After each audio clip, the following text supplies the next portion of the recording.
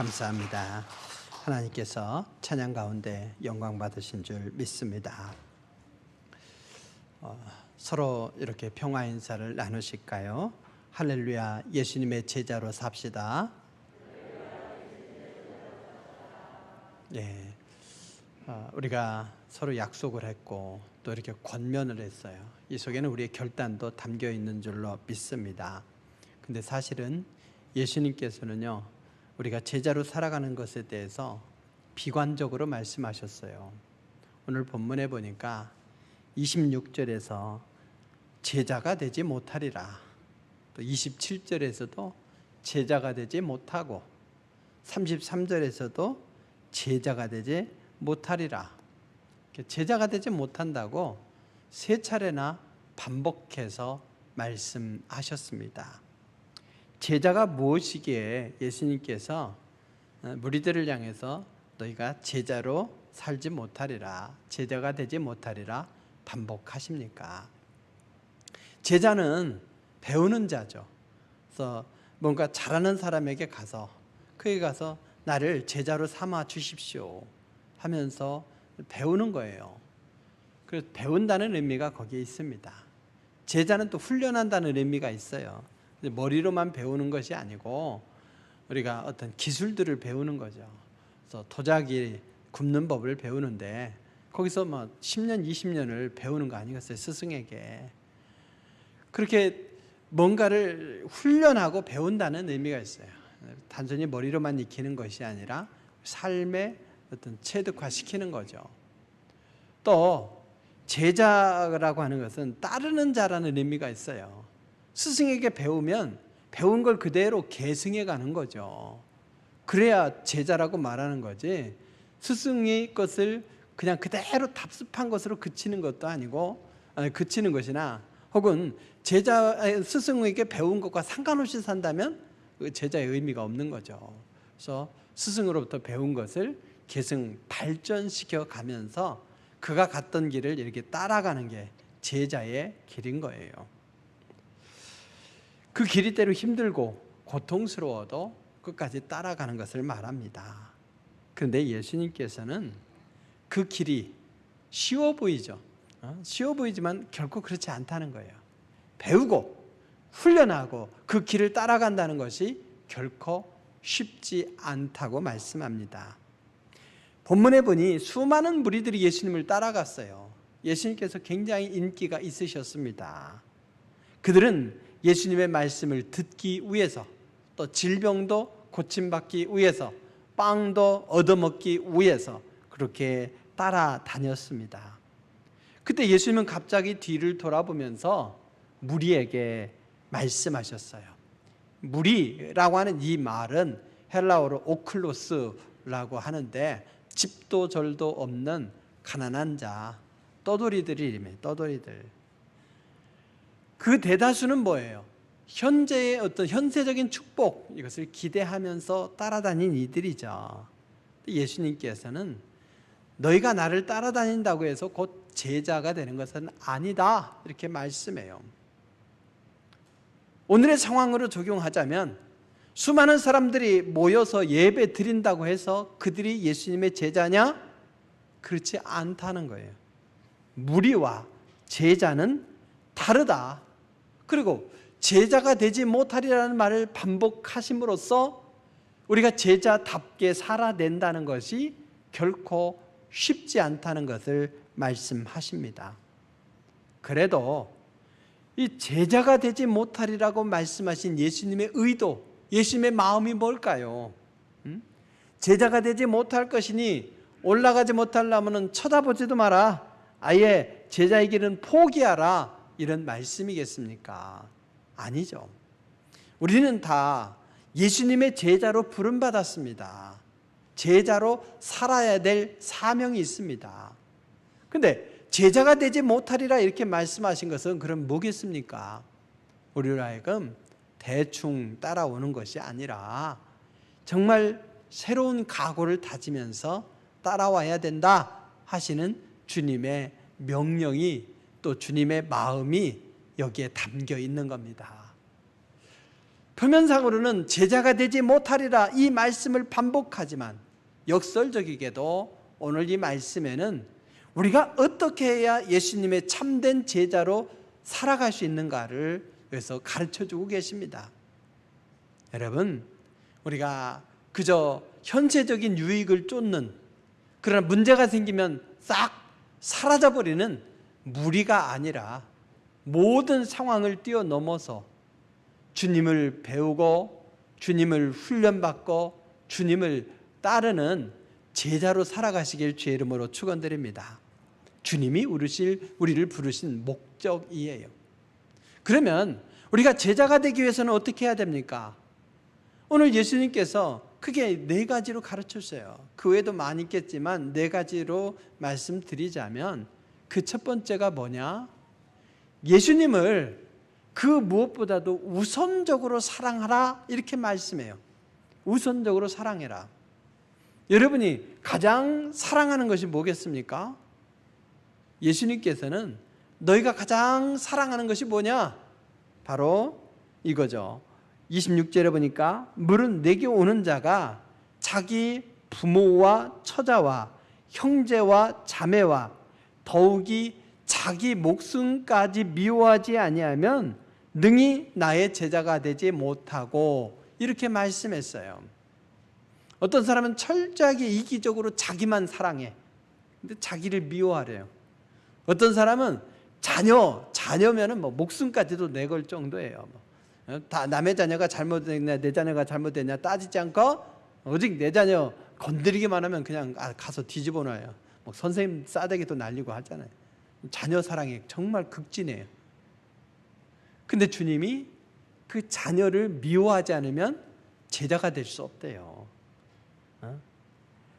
여러분, 예수님이 가정 파괴범입니까? 이단 교주이십니까? 예수님의 제자가 되려면 부모와 처자와 형제를 사랑하라 해도 부족한데 어떻게 미워하라고 말씀하시는 겁니까? 이 구절을 이해하려면 마태복음의 이 병행본문을 봐야 돼요. 병행본문을 보면 이렇게 말씀하고 있습니다. 아버지나 어머니를 나보다 더 사랑하는 자는 내게 합당하지 아니하고 아들이나 또 딸을 나보다 더 사랑하는 자도 내게 합당하지 아니하다. 더의 문제예요. 어디에 우선순위를 두느냐의 문제입니다. 주님보다 가족을 더 사랑해서는 안 된다는 거예요. 세상에 가족만큼 귀한 것이 어디 있겠습니까? 근데 가족이 그만큼 사랑스럽고 소중하다면 가족을 미워하고 외면하고 떠나라는 것이 아니라 주님은 그렇게 소중한 가족보다도 더 사랑하기에 합당하신 분이다, 이런 말씀이에요. 그래서 주님을 우선순위를 두고 더 사랑하라 이렇게 말씀하십니다. 요즘 같아서는 가족 중에 한 명이 오미크론에 걸리면 가족 모두가 감염될 확률이 아주 높아요. 그래서 가족이 위험해요. 위험부담을 줍니다. 그렇다고 해서 가족의 소중함을 부인할 수 없습니다. 하나님께서 태초에 가정을 창조하셨습니다. 하나님도 가족을 소중하게 여기셨고 우리도 무엇보다도 소중하게 여겨야 됩니다. 아름다운 교회는 어떤 교회냐? 가족 같은 교회 이렇게 써 있지만 사실은 가족 교회 해야 돼요. 가족이 되어야 돼요. 무늬만 가족이 아니라 우리 모두가 함께 감싸고 사랑하고 세우고 격려하는 가족이 되어야 됩니다. 가족은 아름다운 교회의 모델이에요. 그러나 우리는 가족을 너무 사랑해서 주님보다 더 사랑할 그런 위험성이 있습니다. 가족이 아무리 사랑스러워도 가족이 나를 구원하거나 가족이 나에게 영원한 생명을 줄 수는 없습니다. 그런 의미에서 예수님은 예수님에 대한 사랑에 우선순위를 두라 말씀하십니다. 부모, 처자, 형제, 내 목숨도 다 하나님께서 주신 것이에요. 그리고 우리 모두가 구원을 이룰 수 있도록 하나님께서 우리에게 선물을 주셨는데 최고의 선물이 바로 예수님이십니다. 가족보다 예수님을 더 사랑할 수 있다면 그 외에 어떤 것도 예수님보다 더 사랑하지 않을 수 있는 거 아니겠습니까? 어느 날 아브라함에게 하나님께서 나타나셨죠. 그리고 100세에 얻은 아들을 하나님께 바치래요. 어떻게 해야 됩니까? 아예 안 주는 것보다 주었다가 뺏어가는 게 더 괘씸하고 힘들지 않습니까? 그럼에도 불구하고 아브라함은 두말하지 않았어요. 사라하고 의논하지도 않았어요. 다음날 아침 일찍 이삭을 데리고 사흘 길을 걸어서 모리아산까지 갔습니다. 그리고 주저없이 바치려고 한 거죠. 오히려 하나님께서 얼마나 급하셨는지 아브라함아 아브라함아 2번이나 부르셨습니다. 그러면서 말씀하시기를 그 아이에게 내 손을 대지 말라. 그에게 아무 일도 하지 말라. 네가 내 아들 내 독자까지도 내게 아끼지 아니하였으니 내가 이제야 내가 하나님을 경외하는 줄을 아노라. 이렇게 말씀했습니다. 가끔씩은 하나님께서 하나님이냐 나냐 택일하라 이렇게 요구하시는 것 같습니다. 그러나 순종의 결과 자식이 죽었습니까? 가족이 파괴되었습니까? 아니죠. 오히려 하나님께서 이삭을 책임져 주셨고 어디로 가든지 형통하게 하셨고 농사 지을 줄 모르는데도 100배의 소출을 거두게 하셨고 파는 곳마다 물이 나오게 하시지 않았습니까? 하나님께서 그 자녀를 책임지신 거예요. 내가 내 아들 내 독자라도 내게 아끼지 아니하셨으니 이렇게 말씀해요. 100세에 낳은 독자까지도 드릴 수 있는 그 사랑, 주님을 더 사랑하는 그 사랑인 것이죠. 이건 특별한 예의고 우리가 살아가면서 자식을 얼마나 소중히 여깁니까? 그래서 자식을 내가 감싸고 내가 보호하게 된다고 해서 그 자식을 사랑하는 겁니까? 오히려 더 자식을 감싸고 보호하고 사랑하고 섬세하게 이끄니까 자식이 숨막혀서 못 살겠대요. 도망가요. 과잉 사랑이에요. 오히려 내가 주님을 사랑하며 주님께 자녀를 내어 맡길 때에 주님이 그 자녀를 책임져 주실 때에 오히려 형통의 길로 가는 것을 볼 수 있습니다. 젊을수록 더 그냥 자녀에게 인생을 거는 경우들이 있어요. 아닙니다. 나중에 배신감 느낄 거예요. 자녀가 도망갈 때 배신감 느낄 거예요. 자녀를 소중히 여기되 진정 자녀를 아름답게 키우는 길이 뭔지를 우리는 알아야 됩니다. 주님은 내게 맡겨라. 그리고 너는 나를 더 사랑해라. 그러면 내가 그들을 책임져 주겠다. 이렇게 말씀하시는 거예요. 우선순위의 사랑입니다. 그래서 각자가 가족보다 주님을 더 사랑하면 주님은 그 가족을 책임져 주시고 형통의 길로 축복의 길로 인도해 주시고 그러면서 우리는 참된 제자의 길을 걸어가고 하나님께서 주시는 축복도 누리고 일거양득의 길이 우선순위를 분명히 정하는 데에 있습니다. 우선순위를 조금 바꾼다고 해서 큰 차이 없는 것 같을 수도 있어요. 그러나 여러분 화장하고 세수합니까? 세수하고 화장합니까? 그 순서가 바뀌면 완전히 헛것이 되지 않습니까? 그래서 우리가 주님의 명령대로 주님을 사랑하는 걸 우선순위에 두고 또 가족을 사랑해야죠. 가족을 사랑하되 그 이상으로 주님을 사랑하는 사랑으로 사랑할 때에 가족을 향한 그 사랑이 건강한 사랑이 되고 행복한 가정, 축복의 가정이 될 수 있을 줄로 믿으시기 바랍니다. 주님께서 우리에게 참된 제자가 되는 길, 그것으로서 우선순위를 주님께 두며 무엇보다도 주님을 사랑하라 하신 그 사랑으로 순종하시길 주의 이름으로 축원드립니다. 두 번째로는 뭐냐? 오늘 이렇게 말씀하죠. 두 번째로는 사명을 위해서 자기를 부인하라는 거예요. 그냥 적당히 간보면서 따라가는 것이 아니라 정말 전심을 기울이라는 것이죠. 27절 말씀에 보니 누구든지 자기 십자가를 지고 나를 따르지 않는 자도 능히 내 제자가 되지 못하리라 이렇게 말씀하셨어요. 자기 짐보따리가 아니에요. 군장이 아니에요. 자기 십자가예요. 자기 십자가를 왜 갖고 갑니까? 죽기 위해 갖고 가는 거죠. 예수님께서 그 십자가를 끌고 가셔서 결국 그 십자가에 죽으신 것 아니겠습니까? 그런 각오와 결단이 있어야 된다는 것이죠.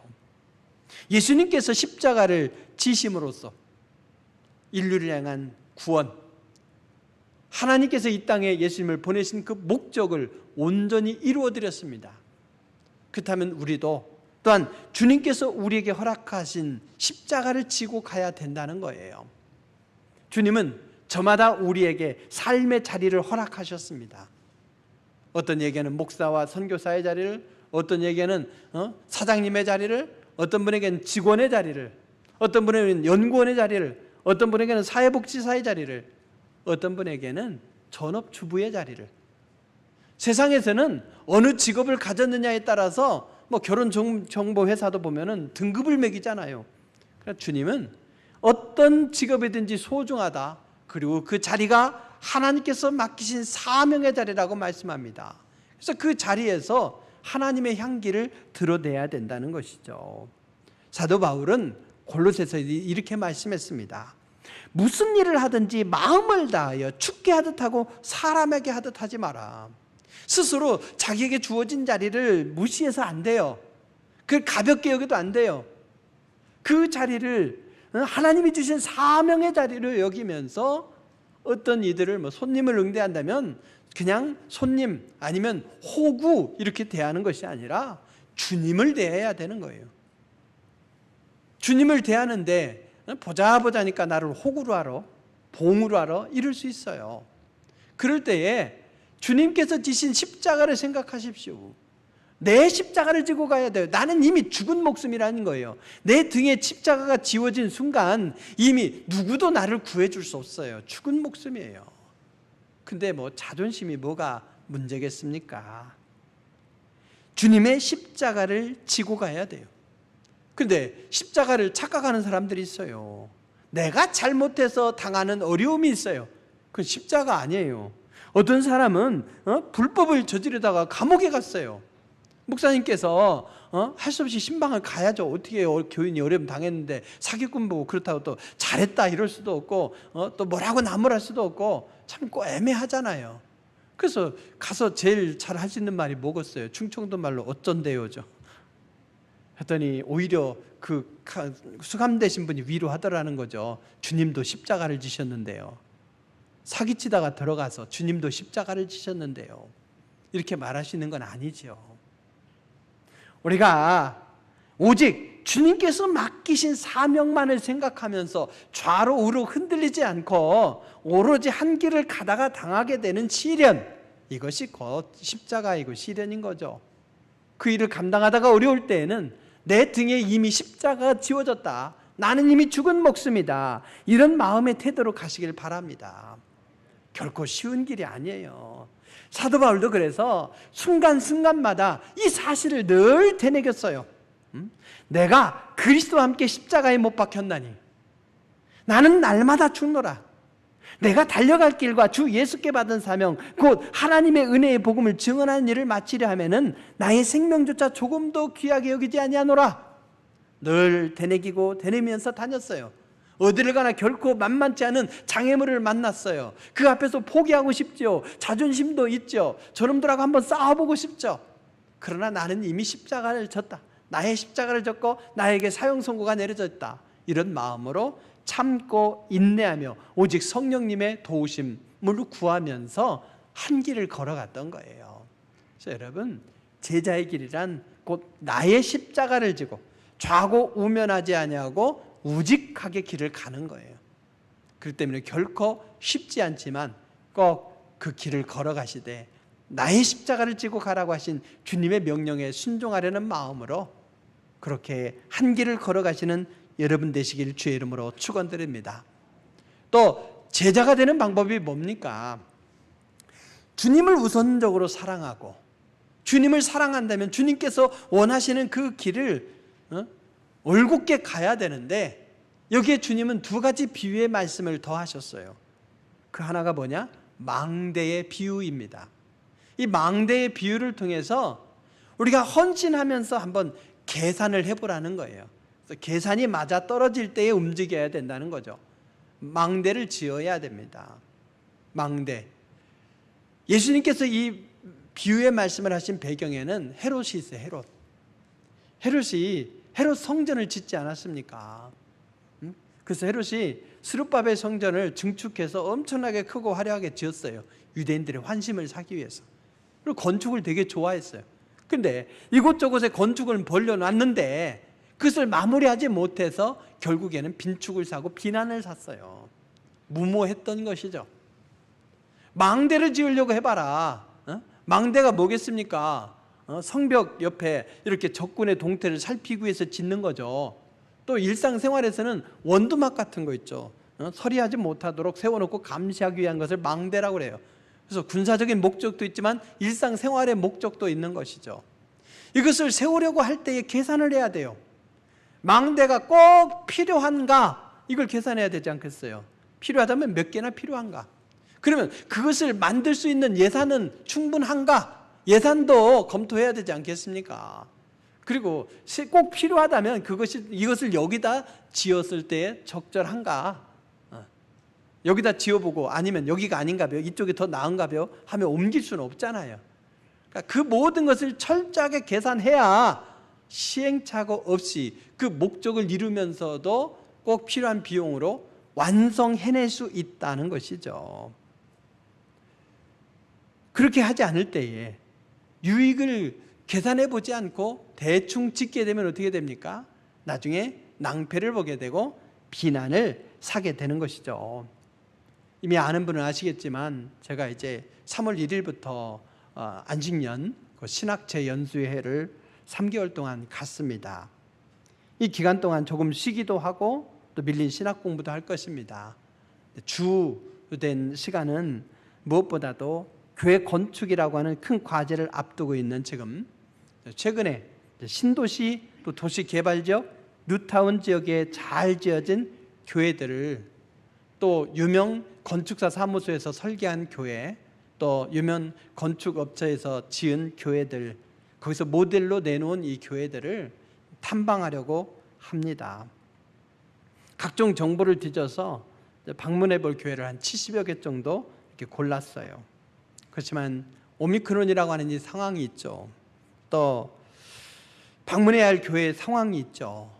또 화요일부터 목요일, 금요일까지밖에 이렇게 돌 수가 없어요. 일정이 또 꼬이면 안 되겠죠. 여러 어려움이 있습니다. 그래서 일정이 꼬이지 않고 이 교회들을 잘 탐방할 수 있도록 기도해 주시기 바랍니다. 그리고 이 교회도 또한 안식년을 갖는 동안 평안할 수 있도록 또 기도해 주시기 바랍니다. 그렇다면 제가 왜 이렇게까지 탐방하겠습니까? 많은 분들과 함께 다 돌아다닐 수는 없어요.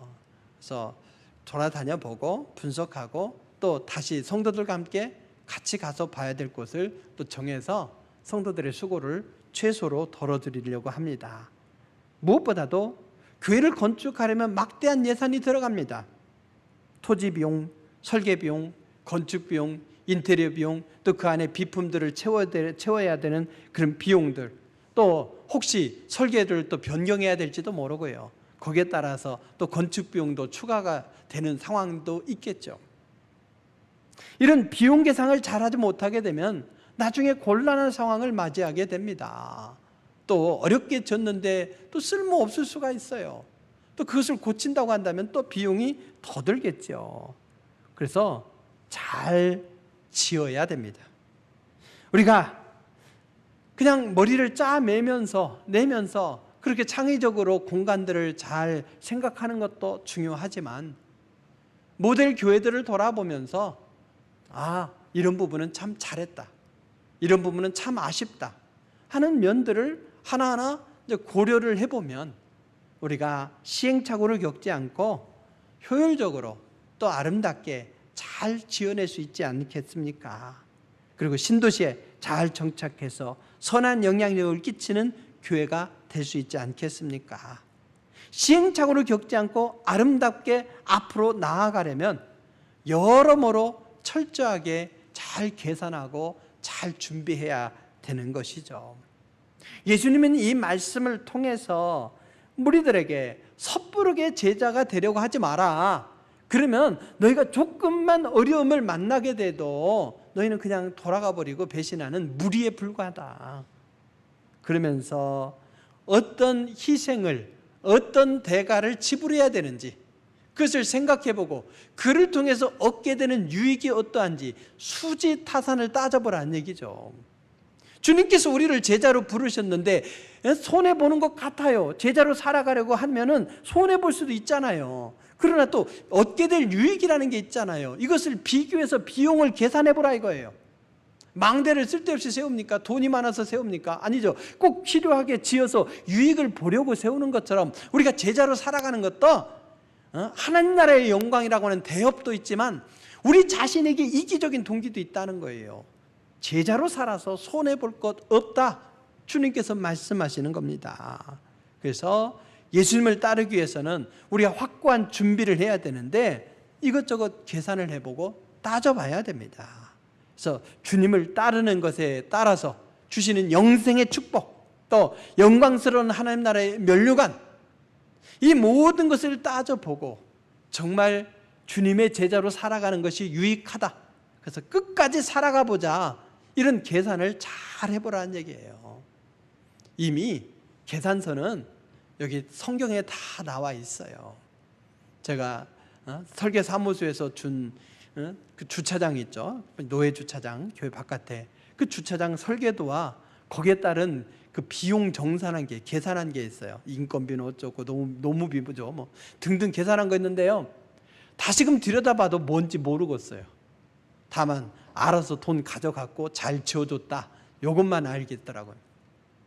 그러니까 이리저리 제자로 살아가는 것이 얼마나 유익한지 비용을 다 따져보지 않아도 이미 성경이 유익하다 말씀하고 제자로 살아서 손해볼 것 없다 말씀합니다. 그러니 여러분이 제자로 사는 유익을 또 기대를 생각하면서라도 주님의 제자로 살아가는 여러분 되시길 주의 이름으로 축원드립니다. 마지막으로 하나의 비유가 더 있죠. 전쟁의 비유예요. 전쟁. 예수님께서 전쟁의 비유를 말씀하셨어요. 어떤 임금이 다른 임금과 싸우러 갈 때에 먼저 앉아 1만 명으로서 저 2만 명을 거느리고 오는 자를 대적할 수 있을까 헤아리지 아니하겠느냐. 전쟁의 유익을 계산해 봐야죠.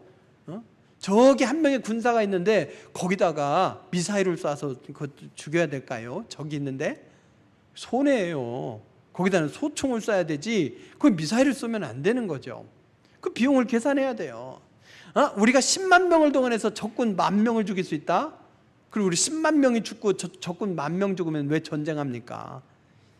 이겨야 되는 거죠. 우리는 10,000명이고 적이 20,000명이에요. 숫자가 많다고 해서 유리한 거 아니에요. 그래서 전략을 계산해보고 이길 수 있겠다 싶을 때는 싸우고, 아무리 계산해봐도 싸울 수 없으면 어떻게 해야 됩니까?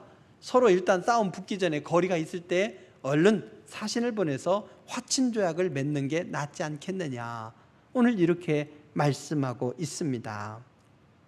이것도 사실은 역사적인 배경이 있어요. 헤롯 안티파스라고 해서 헤롯의 아들이고 세례 요한을 죽인 사람이에요. 세례 요한을 왜 죽였겠습니까? 헤롯 안티파스가 원래 아라비아의 공주하고 결혼했어요. 결혼해서 잘 살다가 로마를 방문했을 때에 이복 동생인 빌립의 집에 머물게 됐어요. 근데 빌립의 아내가 굉장히 예뻐요. 그가 누구냐? 그 유명한 헤로디아예요. 헤로디아가 마음에 들고 둘이 눈이 맞으니까 이복 동생하고 살던 헤로디아도 이혼하고, 헤롯 안티파스도 본래 부인을 본국으로 보내버리고 헤로디아하고 눈 맞아 산 거예요. 그러니까 헤롯이 그것을 본 세례 요한이 이게 뭔 짓이고 이렇게 따졌더니 헤롯이 죽여라 이랬던 거죠. 헤로디아가 죽여라 이랬던 거죠. 어쨌든 아라비아의 왕 아레타스는 화가 나지 않겠습니까? 그래서 군사를 이끌고 쳐들어왔어요. 안티파스도 무모하게 붙었죠. 결국에는 전쟁에 패했고 갈릴리는 쑥대밭되었어요. 그 고통이 오래 갔고 예수님이 그것을 지켜보신 거죠. 여러분, 그렇습니다.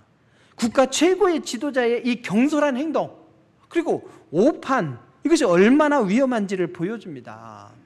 우크라이나 참 상황이 안타깝지만 지도자의 그 모습을 보여주는 거죠. 남의 영토를 침략한 러시아, 철저하게 자기들의 안보와 이권을 계산했죠. 그렇지만은 그들의 유익은 유익이지, 그걸 위해서 다른 나라를 침략한 것은 그 어떤 것으로도 정당화될 수 없습니다. 하지만 또 이런 지정학적으로 굉장히 어려운 상황 속에 있을 때에 그곳에서 정말 줄타기를 잘하고 외교를 잘해야 되는데 무모하게 행동했던 이 통치자의 모습도 결코 지혜롭다고 할 수 없습니다. 지도자의 오판과 경솔하고 오만한 태도는 국가를 아주 위태롭게 만들 수 있는 것이에요. 어쨌든 그도 이 약자인 우크라이나, 침략을 당한 이 나라가 빨리 회복되기를 간절히 기도합니다. 헤로드 안티파스도 자신의 이 정욕을 채우기 위해서 국가를 위태롭게 한 거예요. 예수님은 이 어리석은 전쟁을 배경으로 비유를 말씀하신 거예요.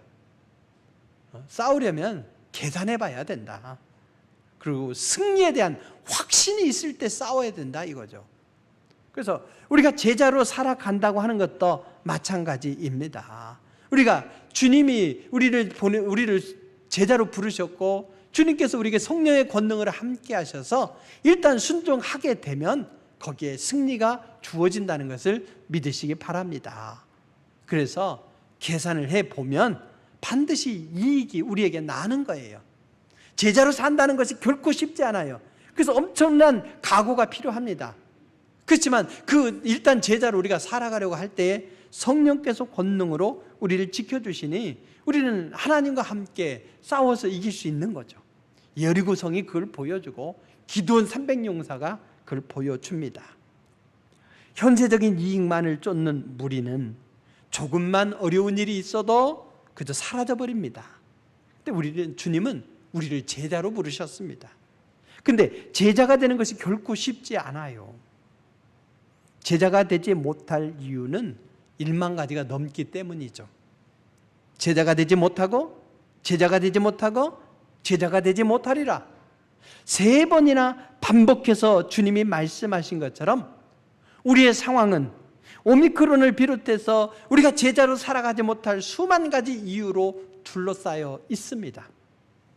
그래도 제자로 살아가지 못할 1만 가지 이유를 넘어서 주님의 부르신 목적에 맞게 제자가 되어서 우리가 살아가야 될 이 사명의 자리를 아름답게 이제 가꿔내면서 살아가야 하겠습니다. 주님께서 우리에게 제시하신 제자가 되는 방법이 뭡니까? 가족을 비롯해서 그 무엇보다도 그것들을 사랑해야 되겠지만 그 무엇보다도 주님을 더 사랑하며 거기에 우선순위를 두십시오.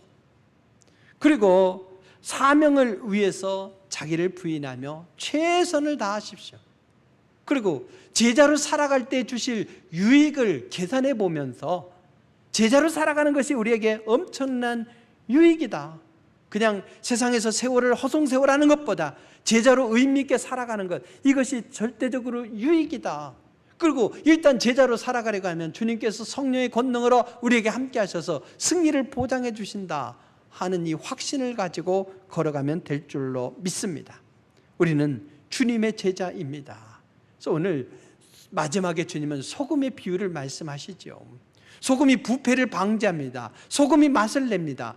그 기본적으로 가능하게 하는 것이 뭡니까? 짠맛이죠. 그 짠맛을 잃게 되면 소금은 쓸모가 없어요. 그 거름으로도 쓸 수 없어요. 작물을 다 죽여버립니다. 그래서 우리가 그리스도인으로서 소금과 같이 제 역할을 잘 감당해내려면 제자로, 참된 제자로 서야 되는 것이죠. 그때 이 땅에서 쓸모있는 존재가 됩니다. 구원받는 것으로 만족해서는 안 됩니다.